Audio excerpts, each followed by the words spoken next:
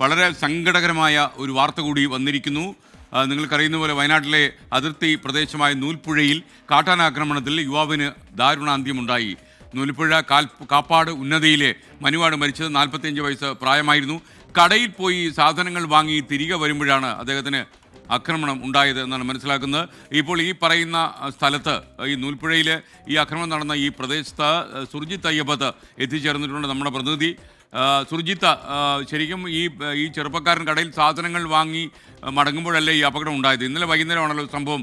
ഇത് ഇത്ര താമസിച്ചെന്താണ് പുറം ലോകം അറിയാൻ?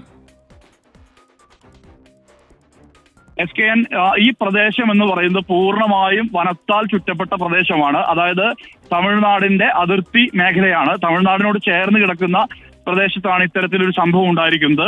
സ്വാഭാവികമായും ഈ വിഷയം അറിയണമെങ്കിൽ ഇത് ഈ വനത്തോട് ചേർന്ന് കിടക്കുന്ന പ്രദേശമായതിനാൽ തന്നെ വിവരങ്ങൾ വ്യക്തമായത് ഇന്ന് രാവിലെയാണ് ഇങ്ങനെ ഒരു സംഭവം അറിഞ്ഞിട്ടുള്ളത്.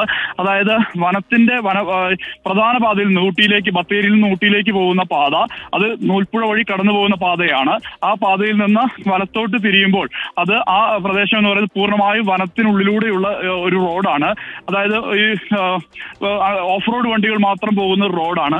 ആ റോഡിലൂടെ കടന്നു വേണം ഈ ഉന്നതിയിലേക്ക് എത്താൻ എന്നുള്ളതാണ് മനസ്സിലാക്കുന്നത്. അതോടൊപ്പം തന്നെ നമ്മൾ ഈ പ്രദേശത്തേക്ക് എത്തുമ്പോൾ കാണാൻ കഴിയുന്നത് ഇവിടെ ഏതാനും കുടുംബങ്ങൾ, വിരലിലെണ്ണാവുന്ന കുടുംബങ്ങൾ മാത്രമാണ് ശേഷിക്കുന്നത്. അത്തരത്തിലുള്ളൊരു കുടുംബമാണ് ഈ കാട്ടുനായ്ക്ക കോളനിയിലുമുള്ളത്. വിരലിലെണ്ണാവുന്ന 4 5 കുടുംബങ്ങൾ മാത്രമാണ് അവിടെയുള്ളത്. അവിടേക്ക് തമിഴ്നാടിന്റെ ഭാഗമായ അയ്യങ്കൊല്ലി പ്രദേശത്തു നിന്നും വിരുന്നിനെത്തിയതാണ് മനുവും കുടുംബവും എന്നുള്ളതാണ്, മനുവും ഭാര്യയും എന്നുള്ളതാണ് പറയുന്നത്. അദ്ദേഹത്തിന്റെ ഭാര്യയെ കാണാനില്ല എന്നുള്ള തരത്തിലുള്ള വിവരമുണ്ട്. ഇന്നലെ അവർ വിരുന്നിനെത്തുന്ന ഘട്ടത്തിലാണ് ഇങ്ങനെ ഒരു കാട്ടാന ആക്രമണം ഉണ്ടായത് എന്നുള്ള തരത്തിലുള്ള വിവരമാണ് നമുക്ക് ലഭ്യമാവുന്നത്. പ്രദേശത്ത് കമുക് കൃഷി ചെയ്യുന്നുണ്ട്. ബാലകൃഷ്ണൻ MLA നമുക്കൊപ്പം തത്സമയം ചേരുകയാണ്. നമസ്കാരം ശ്രീ ബാലകൃഷ്ണൻ. യഥാർത്ഥത്തിൽ നിങ്ങളുടെ നാട്ടിലെ ഇടയ്ക്കിടയ്ക്ക് ഇങ്ങനെ കാട്ടാന ആക്രമിക്കുന്നു, ആളുകൾ കൊല്ലപ്പെടുന്നു. എന്താണ് അങ്ങയുടെ ഒരു MLA എന്നുള്ളതിൽ അങ്ങയുടെ ആശങ്ക? ഈ വലിയ ആശങ്കയാണ്. കാരണം ഇത് മനുഷ്യന്റെ ജീവനും സ്വത്തിനും സംരക്ഷണം കൊടുക്കേണ്ട ദിനങ്ങൾ അതിക്രമിച്ചുകൊണ്ടിരിക്കുക. കാരണം ഇതൊരു തുടർ സംഭവമായി മാറിയിരിക്കുകയാണ്. മനു എന്ന് പറഞ്ഞ യുവാവ് ഒരു കർഷകനാണ്. അദ്ദേഹത്തിന്റെ ഭാര്യയും അദ്ദേഹവും തമിഴ്നാട്ടിൽ ബോർഡറില്, ഇതൊരു ബോർഡറാണ് തമിഴ്നാടിന്റെ. അവിടെ തമിഴ്നാട്ടിൽ പോയി ജോലി കഴിഞ്ഞ് തിരിച്ചു വരുന്ന വഴിയാണ് ഈ സംഭവം ഉണ്ടായത്. ഭാര്യ മിസ്സിംഗ് ആണ്. നാട്ടുകാരും ഫോറസ്റ്റ് ഉദ്യോഗസ്ഥന്മാരും ഇന്ന് തെരച്ചിൽ നടത്തിക്കൊണ്ടിരിക്കുക. ഇത് ഒരു നിത്യ സംഭവമായി മാറിയിരിക്കുക. പ്രത്യേകിച്ച് കർണാടക തമിഴ്നാട് ബോർഡർ ആയതുകൊണ്ട് തന്നെ വന്യമൃഗശല്യം രൂക്ഷമായി കൊണ്ടിരിക്കുകയാണ് ഈ മേഖലയിൽ. കാരണം മനു എന്ന് പറഞ്ഞ ചെറുപ്പക്കാരനാണ് നഷ്ടപ്പെട്ടത്. 2-3 മാസങ്ങൾക്ക് മുൻപാണ് നൂൽപ്പുഴയിലെ രാജുവിനെ ആന കൊലപ്പെടുത്തിയത്. 2 ആഴ്ച മുൻപാണ് രാധിയെ 45 വയസ്സുകാരെ കൊലപ്പെടുത്തി. ഇന്ന് ഇടുക്കിയില് ഇന്നലെ രാത്രി സോഫിയ എന്ന് പറഞ്ഞ 45 വയസ്സുകാരി. ഇത് കേരളത്തില് വിവിധ ജില്ലകളിൽ ഉണ്ടാകുന്ന ഇത്തര രൂക്ഷമായ വിഷയങ്ങളിൽ ഒരു ശാശ്വതമായ പരിഹാരത്തിനുള്ള നിലപാടുകളാണ് ഗവൺമെന്റുകൾ സ്വീകരിക്കേണ്ടത്. കേന്ദ്ര സംസ്ഥാന ഗവൺമെന്റുകൾ, ജനപ്രതികളെന്ന ഞങ്ങൾ പല ഘട്ടങ്ങളിലും ഇതിൽ വയനാട്ടിൽ ജനിച്ചു വളർന്നു, വയനാട്ടിലെ സാഹചര്യങ്ങൾ അറിയുന്ന ഞങ്ങളൊക്കെ പച്ച മലയാളത്തിൽ ഈ വിഷയങ്ങൾ ശാശ്വതമായ പരിഹാരങ്ങൾക്ക് വേണ്ടി പല നിർദ്ദേശവും പ്രപ്പോസലും സമർപ്പിച്ചിട്ടുണ്ട്. ഇതൊന്നും വേണ്ടപ്പെട്ട രീതിയിൽ പരിഹരിക്കാൻ കഴിയുന്നില്ല എന്നുള്ളതാണ് ഇതിന്റെ ഏറ്റവും വലിയ അപകടങ്ങളും അപകട സൂചനകളും ഇതുപോലുള്ള അവസ്ഥകളും ഉണ്ടാകുന്നത്.